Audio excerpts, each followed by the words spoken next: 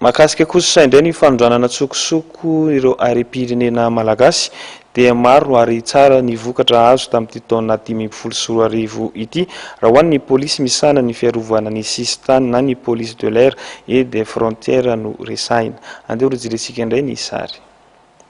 Misa restaurant roarivo ireo sokatra tratra teny amin'ny seranam-piaramanidina Ivato tamin'ity taona ity, folklony hippocampe, roa miliara farafahakeliny ireo vola vahiny tsy nanaovana fanambarana, tao ihany koa ireo volamena izay efa naterina teny anivon'ny Banky Foben'ny Madagasikara raha tsy tanisa afa-tsy ireo raha ny fanamariana izay noentiny tompona andraikitry ny PAF.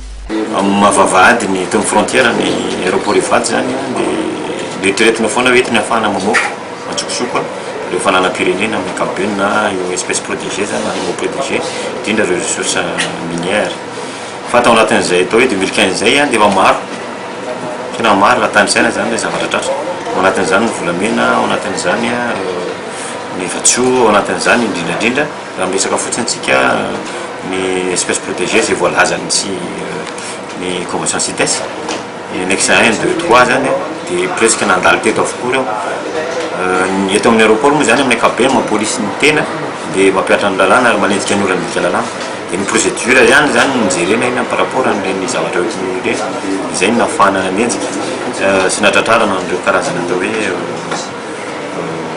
mpanondrana tsokosoko ny fanam-pirenena na hoe tsy mpanara-dalàna amin'ny ankapobeny. Nambarana ity tompon'andraikitra ity fa saika nigadra avokoa ireo tompon'antoka tao anatin'ny fikasana anondrana antsokosoko ireo. Raha ny resaka fanondranana sokatra ohatra no resahana dia miisa 5 ireo nahitra aponja ka ny 4 dia teratany sinoa ary ny iray egyptianina.